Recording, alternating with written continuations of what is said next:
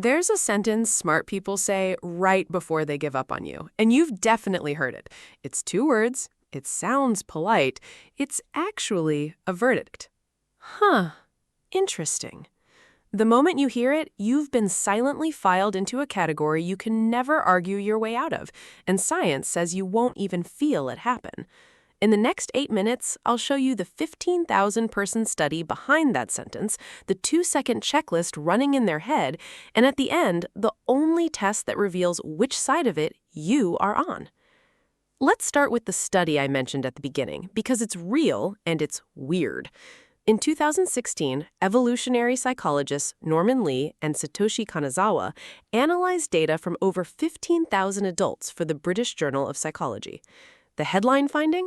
For most people, more frequent socializing correlated with higher life satisfaction. But for the highest intelligence group, the correlation flipped. More social interaction, lower satisfaction. The researchers called it the Savannah theory of happiness, but here's the practical translation. Intelligent brains treat low-quality interaction the way your body treats junk food. A little is fine, a steady diet is corrosive. Now, stack a second piece of real math on top of that. In 2013, programmer Alberto Brandolini formulated what became known as the bullshit asymmetry principle. The amount of energy needed to refute nonsense is an order of magnitude bigger than the energy needed to produce it. 10 times the effort, every single time. So, run the equation. If correcting nonsense costs you 10x the energy of the person producing it, and low-quality interaction measurably reduces your well-being, what does a rational actor do? They stop. Not because they're mean, because they did the math you haven't done yet. And here's the detail that makes it stranger. Lee and Kanazawa found one exception inside the exception. Highly intelligent people who spent more time with close friends were less happy than those who didn't, as if their brains had a project running that friendship kept interrupting. In other words, their silence toward fools isn't a downgrade of you, it's the same tax they charge people they love. Once you see that, the coldness stops looking personal, because it never was. Here's the part where most videos would tell you about the Dunning-Kruger effect and call it a day. You've heard it. Kruger and Dunning, 1999, Cornell. People scoring in the 12th percentile estimated they were in the 62nd. Incompetence hides itself from the incompetent. Fine, common knowledge. But here's the finding almost nobody quotes from that same paper, and it changes everything. The low performers didn't update their self-assessment even after seeing other people's superior answers. Exposure to competence didn't fix the blindness. Only one thing did. Training them until they actually became competent. Sit with that. It means the intelligent person's favorite fantasy, if I just explain it clearly enough, they'll get it, was experimentally falsified in the original study everyone cites. Clarity is not the missing ingredient. Skill is. And you cannot install skill in a 2-minute argument at a dinner table. Charlie Munger had a phrase for people who ignore this. I never allow myself to have an opinion on anything that I don't know the other side's argument better than they do.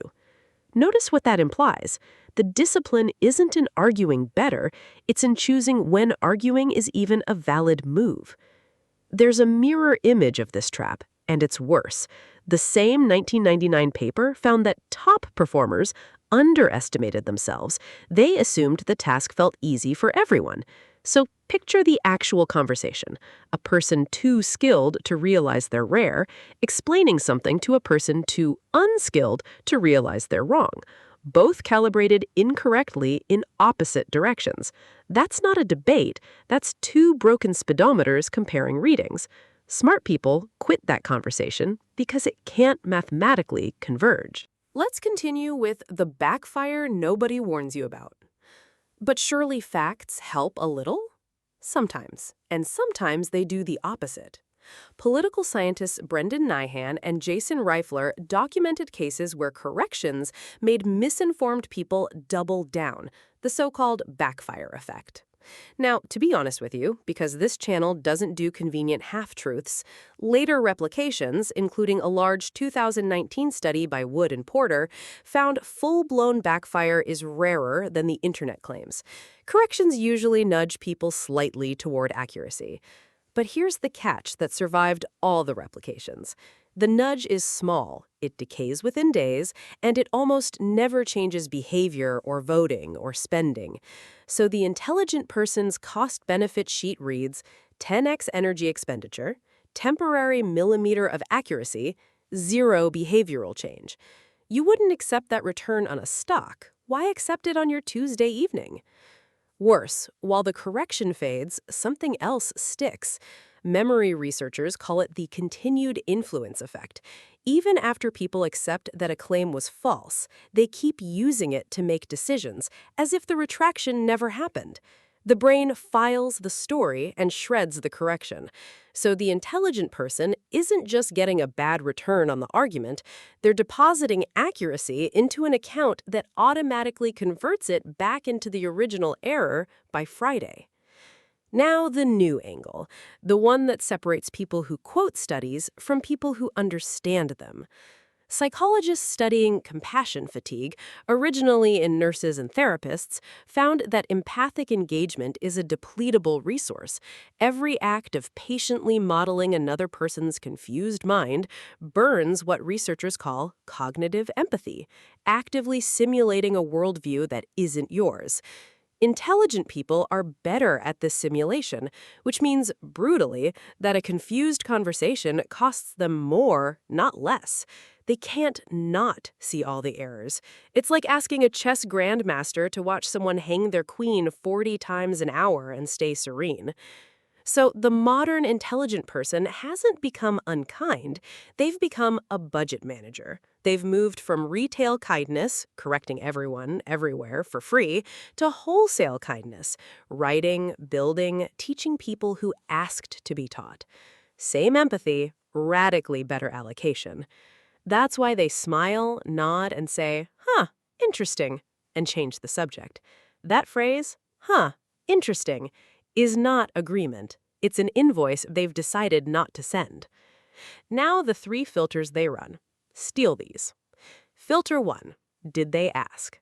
Unsolicited correction has roughly the success rate of unsolicited advice, approximately 0, with the added bonus of making an enemy. If they didn't ask, the intelligent person doesn't answer. Filter 2. Is the audience the point? Sometimes smart people do still argue publicly. Watch closely. They're never talking to the fool. They're talking to the silent onlookers who are persuadable. If there's no audience, there's no argument. Filter 3.